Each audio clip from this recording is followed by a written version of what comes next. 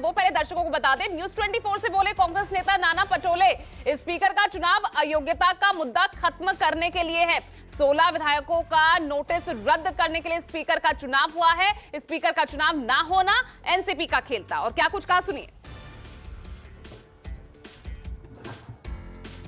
महाराष्ट्र विधानसभा के पूर्व स्पीकर और मौजूदा कांग्रेस के प्रदेश अध्यक्ष नाना पटोले हमारे साथ मौजूद है।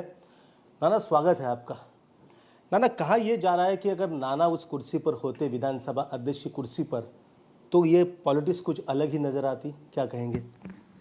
देखो, मैं था या मैं जड़तर में नहीं जाता, जब तब और अब मैं नहीं जाना चाहता। लेकिन स्पीकर को बहुत अधिकार होते हैं और स्पीकर के अधिकार को जिस तरह से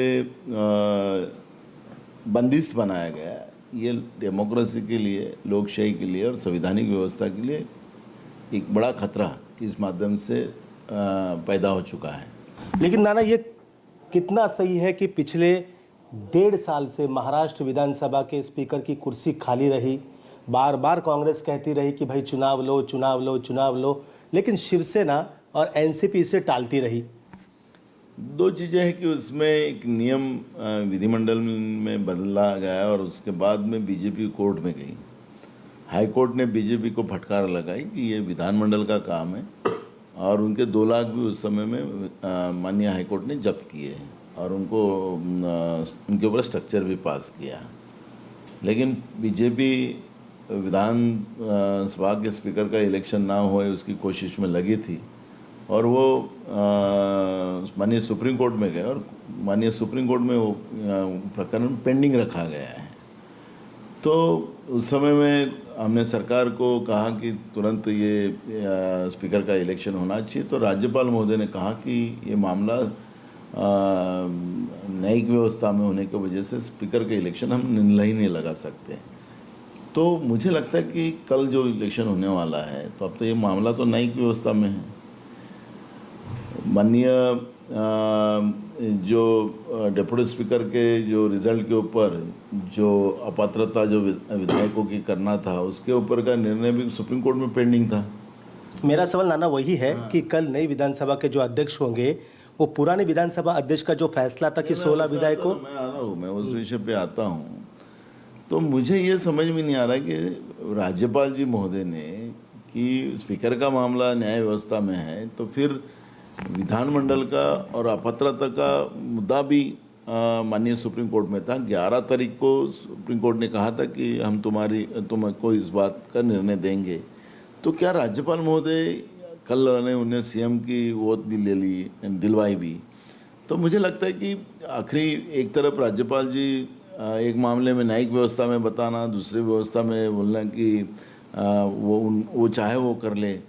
राज्यपाल किसी के दबाव में काम कर रहे हैं? बिल्कुल, हमने बार बार कहा है कि केंद्र की दबाव के आधार पर महाराष्ट्र के राज्यपाल काम कर रहे हैं। कई बार हमने उनके ऊपर एलिगेशन भी लगाई है और लेकिन उनकी जो मनमानी है वो लोकशाही के लिए घातक है। 1 साल आप स्पीकर की कुर्सी पर थे। अब मुझे बताइए कि कल जब नया स्पीकर आएगा तो नरहरि झिरवल जो डिप्टी स्पीकर थे, उन्होंने जो 16 विधायकों के अपात्र का जो नोटिस निकाला था, तो उसे वो कैंसिल कर देंगे। क्या ये सही है? ऐसा होगा?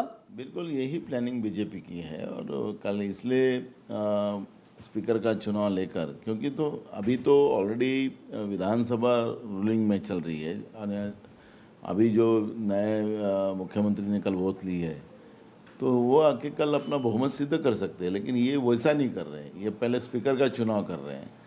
तो इनको जो डर जो है अपात्रता का, वो डर इनके ऊपर छुपा है और इसलिए असंवैधानिक व्यवस्था के आधार पर माननीय राज्यपाल जी जिस तरह से ये निर्णय ले रहे हैं, ये सभी असंवैधानिक है। और देखो, कल हाउस में जब इशू आएगा तो इसके ऊपर भी चर्चा होगी और इसके ऊपर हम अपनी बात पूरी रखेंगे। देखिए नाना, आप खुल के नहीं बोल रहे, शायद आपकी मजबूरी होगी, लेकिन आपके पद से हटने के बाद आप प्रदेश अध्यक्ष बन गए, तुरंत चुनाव भी लिया जा सकता था, लेकिन लिया नहीं गया शिवसेना और एनसीपी के दबाव के चलते। क्या कहेंगे? बराबर है, इसमें राजनीति तो हुई है और राजनीति एनसीपी के माध्यम से की गई थी, ये तो बात स्पष्ट थी और हमने कई बार एनसीपी के नेताओं को भी इस बात को अवगत कराया है ठीक है, उनका उसका क्या फ़ायदा हुआ मुझे पता नहीं। अब तो सत्ता के बाहर जाने का समय, सत्ता के बाहर भी चले गए। तो इस तरह की राजनीति अगर अलायंस में की जाती हो तो उसका नुकसान अलायंस में सबको होता है। हमसे बात करने के लिए धन्यवाद।